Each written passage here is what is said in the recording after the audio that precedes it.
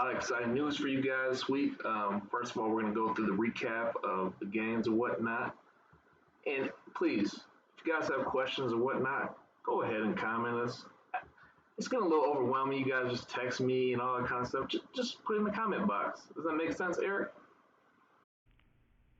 Yeah, I think that makes sense. I mean, it's a question with the follow-up question with hey, you could ask this and we could all talk about it, but you don't need to text me directly with every little thing. So it's just been happening quite a bit. Thank you. Got to remind them, find the folks. We got to remind the folks. Have to. That's what we're here for, right? We got to inform people and keep them on, up to date and whatnot.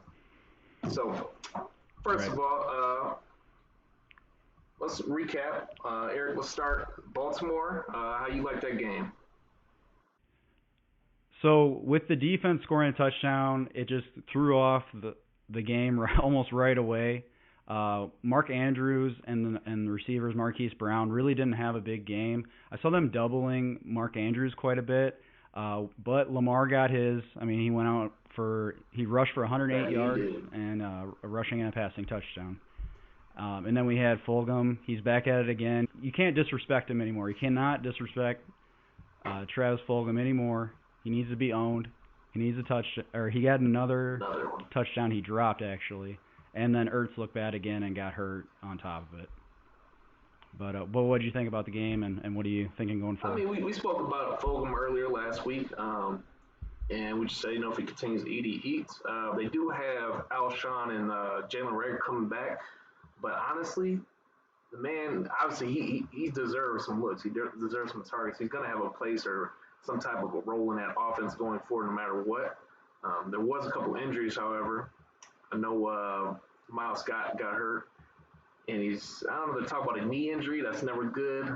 Talking about MCL, maybe meniscus. That's not the best thing. So I definitely would say go out there and get Boston Scott right now. And they keep in mind they do have the Giants, Dallas coming up. Another thing, like you said, with Ertz going down, Goddard's on the way back. I don't know if it's this week, maybe the next week. Sometimes they kind of hold them off, but he is on the way back.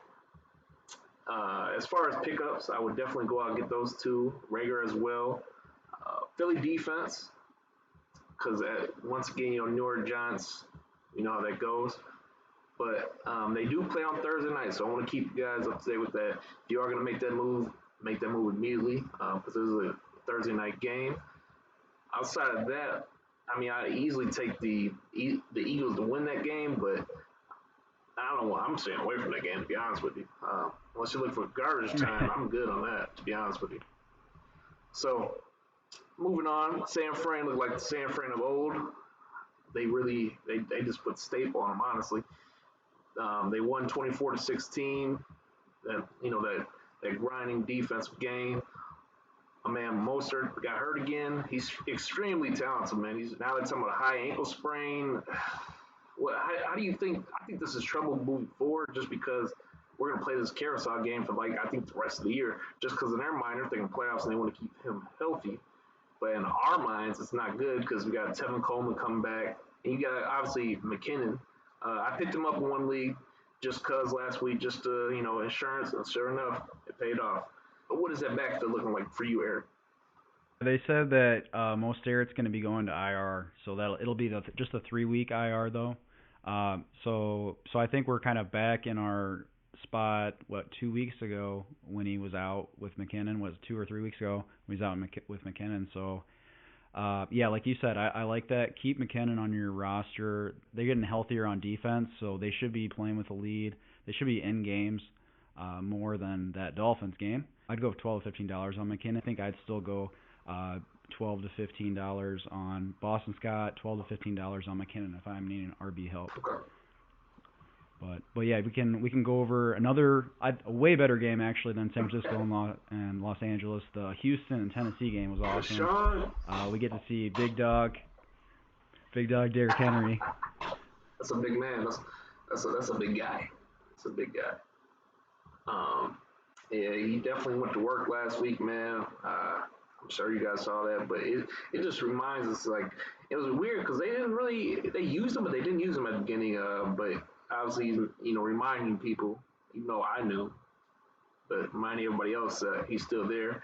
And it's just a big guy to bring down, man. And Ryan Tannehill, he's looking good in that offense. I had him seventh. I figured it was going to be a high scoring game, which it came down the wire, obviously. But I thought it was a great game, great fantasy points for a lot of people. Fantasy, there isn't Juno Smith is actually out with an ankle injury. I'd say maybe a week, maybe two, probably just a week. Um, Yeah. and what's up with Brandon Cooks? Is he back? I mean, he had a couple of concussions. That's what we were fearful of drafting. But how's he looking to you? Yeah, Cooks is looking like you have to own him, and you don't know what you're gonna get, but you gotta own him. If a bye week is kind of puts you in a difficult position, I guess you gotta start him. He's available in about 40% of leagues. He gets Green Bay next week. That's going to be in Houston, so I feel more like that'll be a shootout. So that could be a good Cooks game. Then he's got bye. Then he's got Jacksonville. So I think a $5 bid, 5 to 7, depending on your league. You know your league better than we do. Is completely fair for him, and just to get a piece of that garbage time. Garbage time is king for fantasy, right? Yeah, I probably do 3, maybe 5, give or take, depending on my team situation and whatnot. And Cooks, honestly, to me personally, Cooks, he got to show me more. His garbage time touchdown, but at the same time, once again, he is concussion prone. But moving on, Green Bay at Tampa Bay. Uh, it was weird, man, because you thinking coming off a bye, they're doing all this great stuff, and they're fresh, and they look like they had been run down. They must have all went out the night before to the COVID clubs. I don't know what's going on with that. Aaron Rodgers and Devontae looked like they got into it a little bit. He came over trying to get a hug, and Aaron Rodgers, get away from me. Dinner on you. You know how that goes. How did you like that game? Any surprises? Anything to talk about? I was a little worried about the pass defense for the Buccaneers. I mean, not to that extent at all, but I did downgrade Aaron Rodgers a little bit, pat on my back a little bit. But yeah, with the Packers, like we know they have a bad run defense. If they get behind, even Ronald Jones will go off on them. It was pretty much all him since Fournette was out. Personally, I don't like Rojo. It's just me, but kudos to you. But I think it definitely provides some more confidence for how bad the run defense is, how suspect it is, in playing any running backs towards them weeks to come. So let's move on to the next game. We talked about the boy. The boy is back. Okay. I don't know if his hamstring was just messed up because he was tired of the head coach. Whatever they did, do it again. And yes, I'm talking about Mr. Julio. He arrived in a big way. I didn't, like we talked about last week, if you got Julio, you got to play Julio. End of story. Sometimes, it is what it is, but you got to play Julio. He definitely made up for a couple people this week. Went out there and did big things. And man, let's talk about Justin Jefferson. Woo. That boy, he's doing a little, constantly, man. He's just going to work. And I almost would take him right now, man. I don't know if this is like an Adam Thielen and Diggs thing as last year or the previous years. Is this like a how Thielen used to eat because of Diggs? Is Jefferson eating because of Thielen now? Yeah, I think they're definitely benefiting off each other. Justin Jefferson has more yards through 5 games than Randy Moss did his rookie year. So, yeah, that just goes to show you don't hear Randy Moss's name very often. So that's pretty impressive.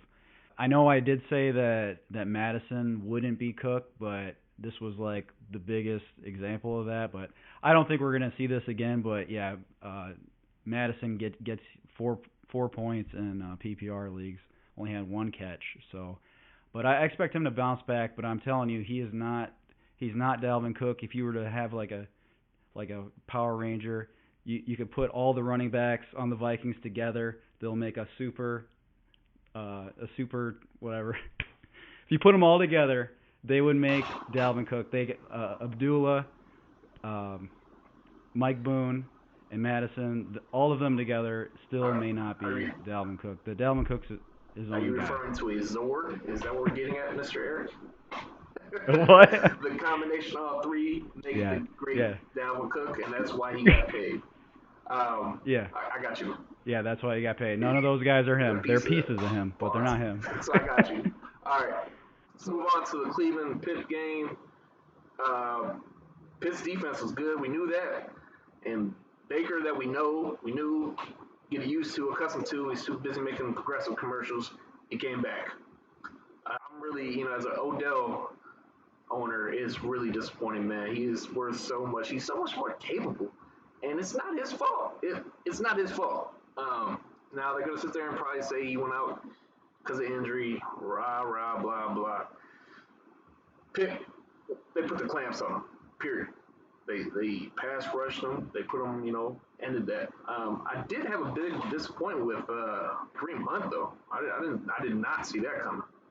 They couldn't get anything going, absolutely nothing, and you expect just something, some sign of life, but it just didn't. There was nothing. We both are going to be higher on Claypool going into this week. I don't even want to talk about the rest of the Browns. I think we're both going to be getting a little bit higher on Claypool. They give him the ball like he's Debo Samuel. They give him the ball down the field 40 yards. He's everything to them right now. So I got him. I'm gonna have him in my top 12 to 15 next week. But yeah, let's move on to Indy. Indy, that was crazy because I'm looking and watching the game. Obviously, now look, they're down 21 points to the Bengals. No disrespect to Mr. JB, um, but man, and it just everywhere was so many question marks throughout the whole game. Whether it's the running back, the deep, everything. We talked about how good the defense is, and man, Joey, whether it's because the Bengals got weapons, we got the resurgence. AJ Green, my bad, our bad. He came back, showed off. Could be a fluke. Who knows? We'll see. But you got him, you got Tyler Boyd, and you got T. Higgins. They all did great. They all ate.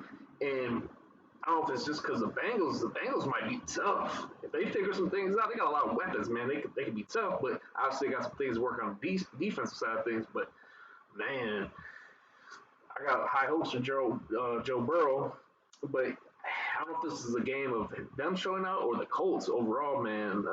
Jonathan Taylor, I own him in a couple leagues, and I'm just looking like, what is going on?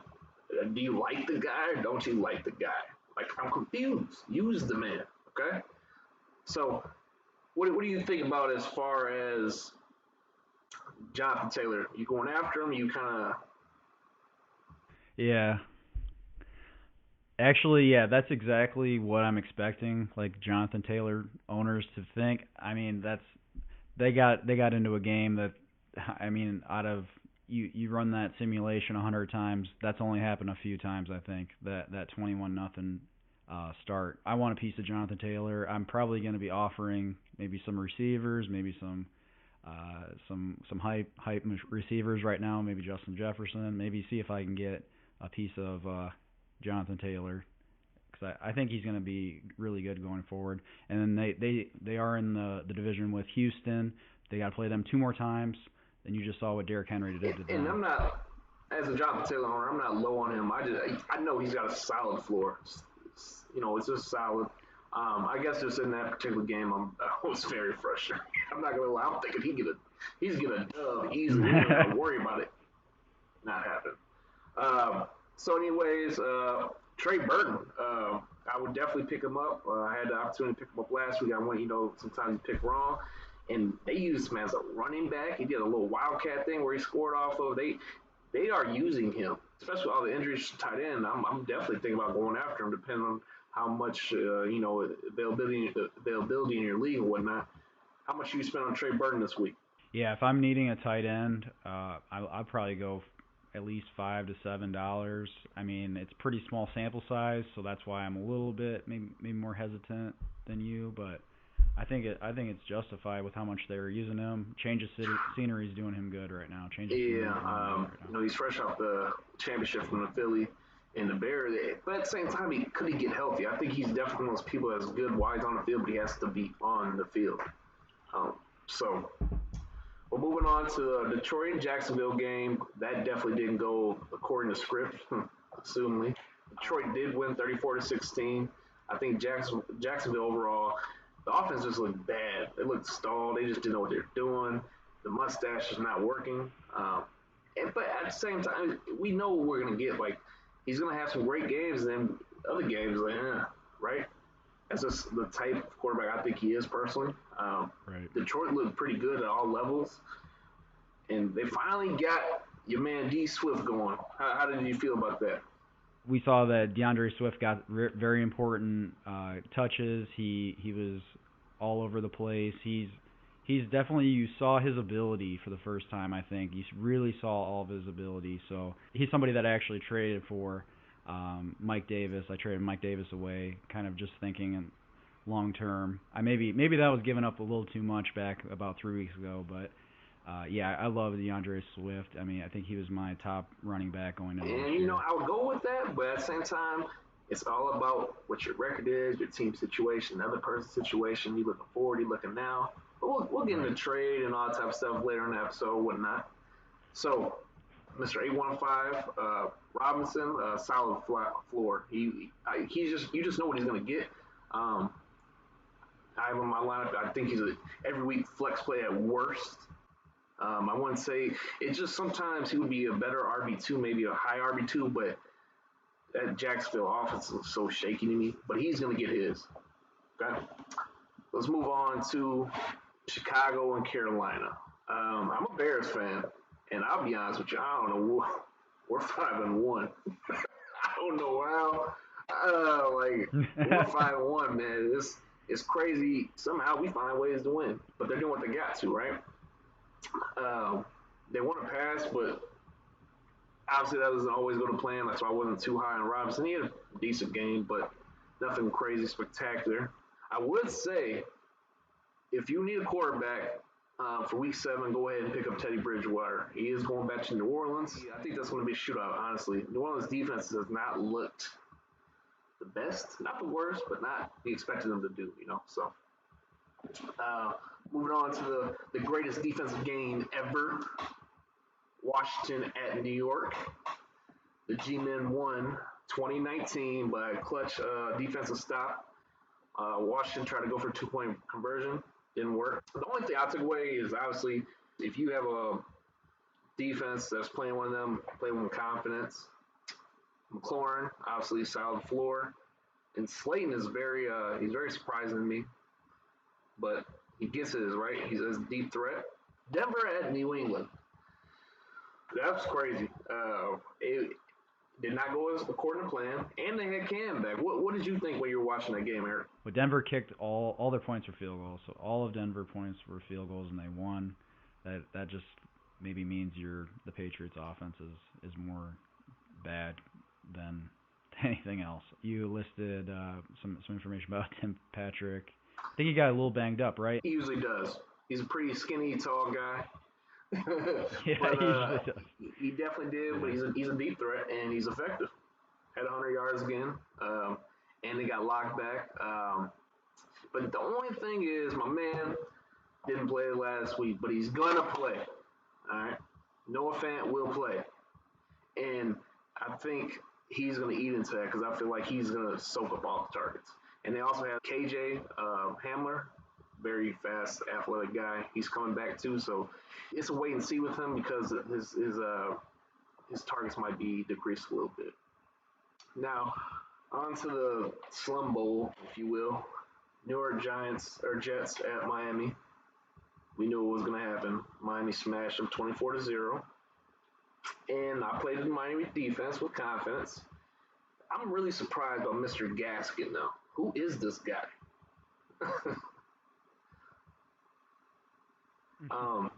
Gaskin is just a solid floor play, definitely. Fitz, we've known him. He's a journeyman, but he does not care. He's going to sling the rock, period. Devontae Parker got a little banged up. That is something to note because, well, Mr. Preston Williams has been doing his thing, and now he might get more targets over the next few weeks, so he might even go up higher. Kansas City, 26. Buffalo, 17. overall, I didn't have high hopes for Josh Allen just because I think KC has great defense, which they do, but I think a little more like I didn't get to see that. We didn't get to see it because it was raining, so I don't think he's that bad. I don't think it's that good. It's just that type of game. What did you take away from that game, Eric? I don't think it's panic mode yet for Josh Allen.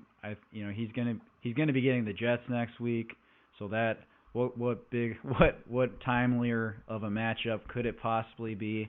And yeah, the guy was a little bit inaccurate. He still ran all over the field, so you still like that for fantasy. And yeah, I'm not worried about it. I think you could trade for Josh Allen right now if you want. I think he's still a top 5 quarterback for the rest of the year. Let's maybe trade for him right now. So. Yeah, I definitely have to agree with you on that. At the end of the day, do it with the right quarterback if need be. He's going to have that solid floor, which, he's shown. And the man's a slinger. He's never been accurate, but he can throw a billion yards. So, last game of the week, Arizona at Dallas. I had mixed feelings about this game only because I have Kyler and I was playing Kyler and it was a little nerve wracking because I was thinking, why are they not sitting him? They're whooping the Cowboys. If you guys didn't see, it was a lot to nothing Arizona. Kenyon Drake finally showed up, but I'm taking that with a grain of salt because they were playing the Dallas Cowboys, which everybody can put up 100 yards on them.